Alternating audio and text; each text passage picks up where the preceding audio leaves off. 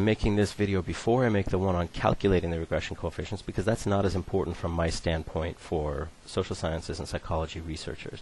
You need to be able to understand what these coefficients mean much more than you need to be able to calculate them. So let's get on with this. It's not quite as hard as you might think, but it will take some thinking, of course. The big coefficient we always interpret, this is the biggest one, is B. Why? Because B is basically R. B is the correlation coefficient, just unstandardized.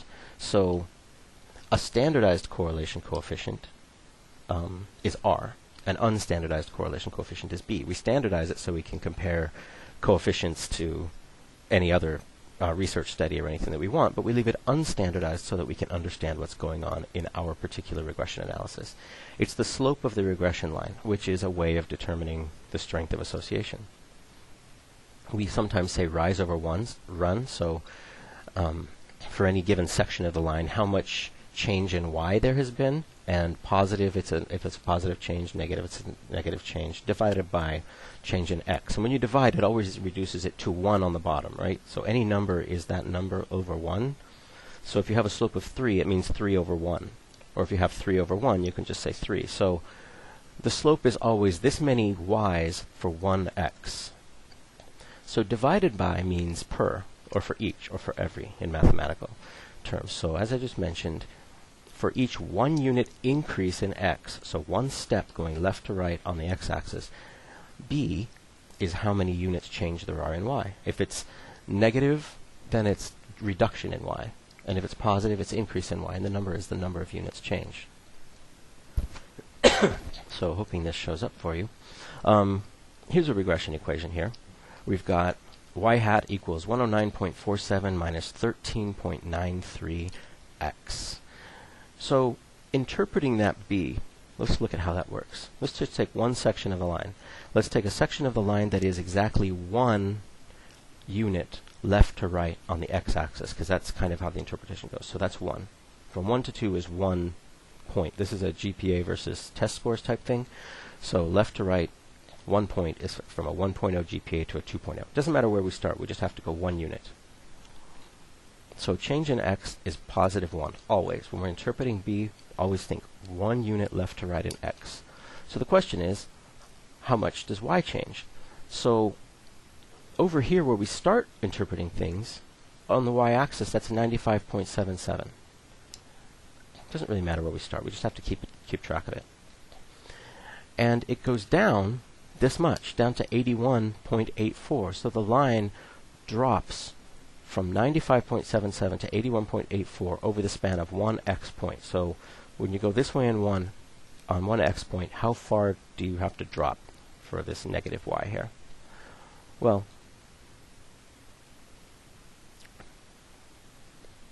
it looks like the change in y is going to be negative 13.93. And that's it. That's B. So there are y has to reduce 13.93 points, 13.93 percentage points on a test for every 1 point increase in x. So we would say for every additional 1 point increase in GPA, we expect a 13, almost a 14 point reduction in test scores. So there is the intercept, and you notice the y-intercept is in a crazy place. It's up above 100. You can't get above 100, but that's okay. The math doesn't understand that you can't get above 100, so we put it in there anyway, just to describe, because you need that number to describe the line. So if a person could have a 0 GPA, then we would expect that they would have a 109.47 on this test. I don't know what kind of crazy test this is where it's negatively correlated with GPA, but there you go.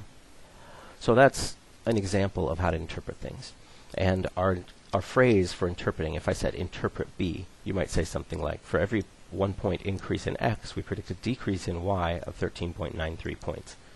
And you would put in the names of the units of those particular variables. And you'd say, instead of x and y, you'd say, for every 1 point increase in GPA, we predict, on average, a student will have a decrease of 13.93 percentage points in their test score. So B equals 0.47 means there are 0.47 y's for each x. So every 1 x going up is almost 1/2 a y going up. B equals 15.90 means there's 15.9 y's for each x. So an increase of 15 nanoYs for each one unit increase in X. Negative 312.5 means a decrease of 312.5 in Y for each additional X. Now this is just what the line does. This doesn't mean that's what the data really does. This is just our model. We're still just in describing the line. We're describing the model. Remember, the model isn't reality. The model is something that we hope approximates reality. Later we'll get into seeing how good the model is and how well it approximates reality. So if X is the mean number of hours that a student reports that they study per day in college, and Y is their GPA, then we might get data like this, which I totally made up and isn't real, and it's fake. Looks pretty good. So the best fitting line might be right through there, and that would be our regression line. I calculated that out because it was fun. Y hat equals 0.244x plus 1.8, or we could say 1.8 plus 2.244x. What's B? 0.244. So every hour increase in studying, so for each hour a student increases in their average studying per day during college, we would predict 0.244 increase in their GPA, like a quarter of a GPA point mostly. And then the y-intercept is 1.8, so we predict a GPA of 1.8 for a person who doesn't study at all. Kind of pathetic that you could still get like a D, almost a C average for not studying. But that's what you get when you make up data like I did. You get fake data. So let's just kind of have a graphical representation. Here's a one-step increase in X from 0 to 1. Change in X is 1. You see, the change in Y was 0.244. You went from here up to here, a quarter of a point. And that works all the way along. All the way along everything. We just keep that pattern. So that's what the slope means. So no matter where you start, if you go up by 1 point on X, you also go up by 0.244 points on Y. And X happens to be hours of studying per day, and Y happens to be GPA. So every 1 point increase, or 1 hour increase in studying on average per week, or per day, we would predict a quarter of a GPA point, 0.244 GPA points increase for the average student. And then you can see that that's the model. The model doesn't describe all these points perfectly. It's not bad, but it doesn't seem perfect, so we could talk about that later. So this is kind of a template for how to understand, or how to construct a statement interpreting B. For every one, and then put in the name of the units of the variable you're talking about for X. Increase in, and then put the name of the X variable. There is put in the number for B, and then the name for the kinds of units of Y. And then you do increase or decrease, depending on whether Y is positive or negative. I know there's lots of different words you can choose. This isn't the only way you can do it, but this is a good place to start if you have to keep something in head. And then in the last word, Y, you put in the actual name of the Y variable. So let's practice. Predicting grade point average from number of hours studying per week. You got to keep in mind, you got to try and guess which is X and Y. B is 0.03. So here are your 4 choices. I'm going to pause for a couple seconds, then I'll give you the answer. Okay, here comes the answer. For every additional hour studying, we predict GPA to increase by 0.03. Is the correct hour there, or is the correct answer there? Now you can kind of guess because the number makes sense. 0.03 increase is probably more reasonable than 0.03 increase in hours studying. Here's another one. The number of hours TV per day predicts the number of aggressive acts per day. B of 0.87. Okay, I'm going to tell you the answer now. Hours of TV day does the predicting, so this is X, and the number of aggressive acts is going to be Y. So, oh wait, I didn't give you the possibilities here. Okay, now I'll give you the possibilities. There you go. For every 1 hour increase in TV watching, we predict 0.87 more aggressive acts. It's okay that we took something unitary and discrete like an aggressive act and we made a 0.87. It's silly in reasonable terms there, real-world terms, but it works with the math, and that's what the regression equation says. The regression equation just needs to tell us what the line looks like, and the line doesn't always get described with little whole numbers, so we say 0.87. Here's another one. The number of calories that a person consumes per day is predicted by years they've been living with a diagnosis of anorexia nervosa at the time of assessment. Okay, here's the answer. This is predicted by, so this is Y, So the number of calories consumed per day is y, and the years they've been living with a diagnosis of anorexia is x. So years since, it's trying to say years since they caught anorexia, or since they developed anorexia or something, but we don't really know much about how that happened historically when we see a person, so we say years of living with the diagnosis. If B is negative 287, then the answer here is for every 1 year increase, or every additional year with anorexia nervosa, we predict 287 fewer calories consumed per day. Now, interpreting A is a different issue. A is the y-intercept. It's the predicted y-score if x was 0. And sometimes we care, but sometimes we just totally don't. So when do we interpret B? Just a second. I think I screwed something up here. Hang on. Okay, it wasn't too screwed up, but I did get rid of that beta 1 business from the textbook. I'm really not going to use that terminology in this class. So when do we interpret B? I'm going to take a step back. We're going back to B here, which is the problem. One of my slides was out of order. It's important or desirable to interpret B when the units are easily understood. So units like dollars, hours, pounds, miles, GDP money, I don't know, rank in football championships or something like that. Often the units are not easily understood, and in psychology that's very common because the units are the results of some questionnaire, and you've seen that in our data. You have these crazy units, these weird numbers, like, okay, so what does a 243 on the questionnaire about self-esteem mean? I don't know. Nobody knows. Nobody cares.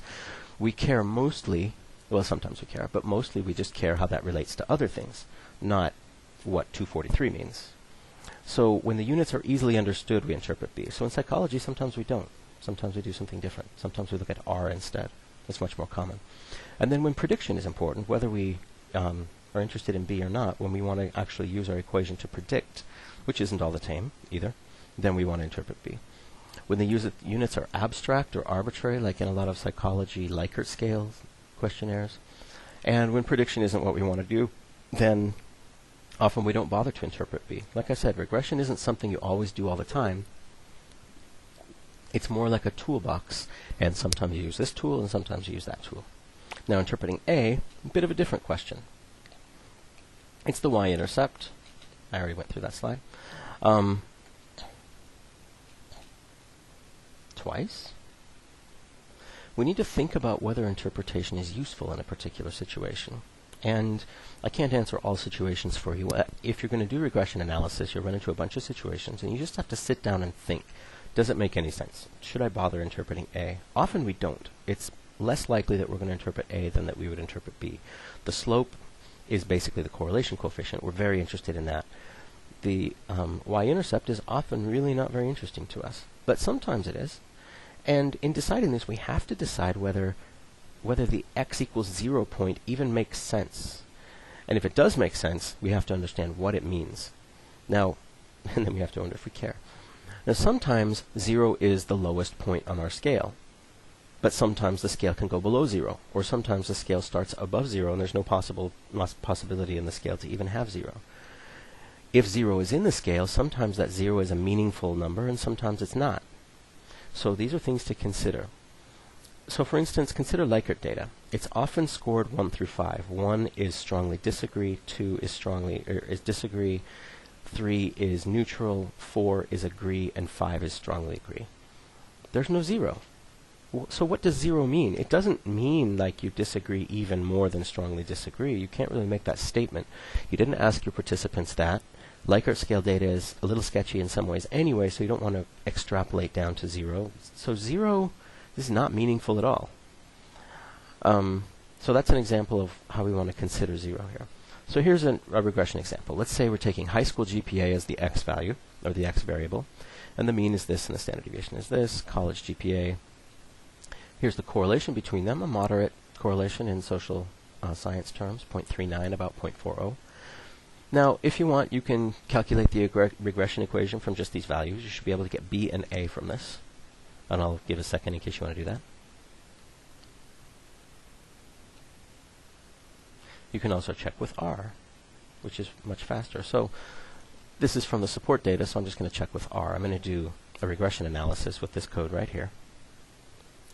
And then I'm going to do summary of the output. And I'll show you some of the output here, the coefficients part. there are the coefficients right there. You've got all sorts of information there, and you need to know how to extract the information from these coefficients. This is the intercept. It says intercept, so that's easy. But right here, these are the coefficients. Those are the values. Now this stuff over here is for testing those values with hypothesis tests. So if you want just the values themselves, it's this right here. So the coefficient for nothing is always the intercept, and the coefficient for the x variable is b, because that's the number that's attached to the x variable. This is x, and this number is attached to x, so this is the coefficient of this. And this is the coefficient of nothing. It's the intercept. So those are the two values that we use to figure out the equation. You just run this in R and then extract those two values. There's the equation. That's all I did. Predicted college GPA is 1.81 plus 0.38 times high school GPA.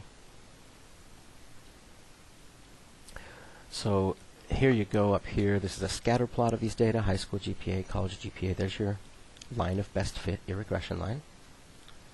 And here's kind of a breakdown for every 1 unit increase in x, which I did wrong. Hang on. All right, let's try this again. I hope these little mistakes I make are educational for you, because it's not like I'm going to stop making them. But maybe I could re-record this video someday now that I've got it right. So for 1 unit increase, now this is actually 1 unit. Now we're going from 2 to 3. That's 1 unit. 2 to 2.5 was not 1 unit. For 1 unit increase in x, we have 0.38 increase in y. So high school GPA, 1 point GPA increase in high school GPA predicts about a third, 2/5, 4/10, 38%. So 0.38, not 38%, a 0.38 increase in GPA for college. Now, this here is the intercept. Where is it? What's going on here? That's right below 2.5. 1.81 should be way down here. What's going on? You can probably figure that out before I click to the next slide. This is what the data should really look like if we put 0 on both axes. This is one way to lie with data, not include the full range of data on your axis. So this is what the data should look like. R and many other software systems will helpfully shrink down the graph to only show the data that is actually there. Nobody in our data set had a GPA below about a 1.8, 1.7, something like that for high school. So R shrunk it down and only showed you this section here. But the real 0 point is down there. So it's even more confusing because 0 isn't up against this line. You have to look at the axis. That's where 0 is. So it does make sense. If we were to extend the line all the way down there, that would be the actual 0 point. And there it is. It's just below 2, so that's 1.81. So that's what the graph should really look like. So that's one example of interpreting a 0 point. You have to remember that in this case, nobody actually got 0. So it might not make much sense for you to say, for a student who got 0 GPA in high school, well, you can't graduate from high school if you have a 0 GPA, right? Plus, there's so much empty space here with no data in it, you start to really wonder, is the line really going to continue? Or would it go like crazy, assuming that was even possible? But I don't think it's possible to graduate from high school if you have a 0 GPA. So here's another tricky example. X is right-wing authoritarianism from the punishment data, and I'll give you the data. And Y is religious fundamentalism. These are just some questionnaires given to people. We've talked about them a little bit in class. A relatively strong correlation between them for social science terms. You can calculate the values of the equation if you like, if you feel like that. You could cheat and get them from R, which in about 3 seconds I'm going to do. Okay, going to show you some R stuff in a minute. But first I want to show you what the survey looks like. Now, it has a lot more questions in it than this, but this is what the survey looks like. This is one item. Laws have to be strictly enforced if we're going to preserve our way of life.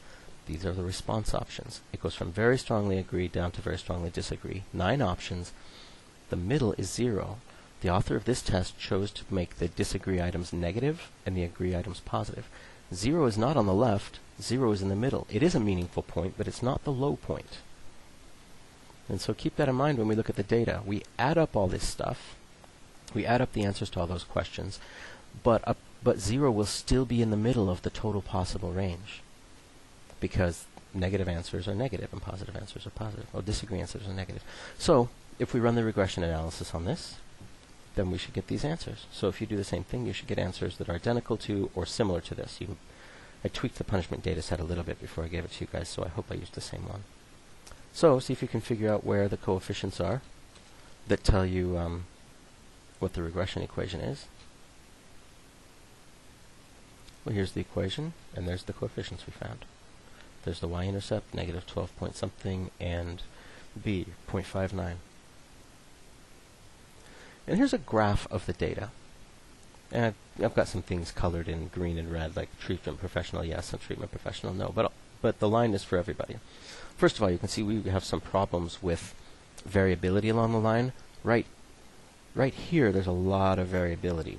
And then up here, there's not very much, and up here, there's not very much. So we might have problems with consistent variability along the length of the line. But let's just assume everything's okay. Where's the y-intercept? You might say, oh, you have to go down to this line. But no, that line is just where the graph decided to put things. Where's 0? That's the question. 0 is the y-intercept. Here's the 0 line. 0 is the middle in this case. And the y-intercept is negative 12.25. So, yeah, about there. This is about halfway between 0 and negative 25. We can see there it's a negative 12-ish. So that's the y-intercept. So in this case, the y-intercept tells us the religious fundamentalism score we would predict for a person whose right-wing authoritarian attitudes were always neutral, that were on average, this person answered neutral. All their positives canceled out their negatives, or they just said neutral, neutral, neutral all the way through the questionnaire. Is that useful? I don't know. It depends on your research question. Maybe. But it's a bit weird. So here's another example. It's fake, but it's based on some real data that I saw this one time. Pretty flaky that you can do that when you're a professor, but here I am. What if corruption of a country was measured on a scale with extremely corrupt nations scored below 0 and non-corrupt nations scored above 0? Then where would the intercept be? Oops. Why don't I have... Hang on just a second. This is giving me some fits.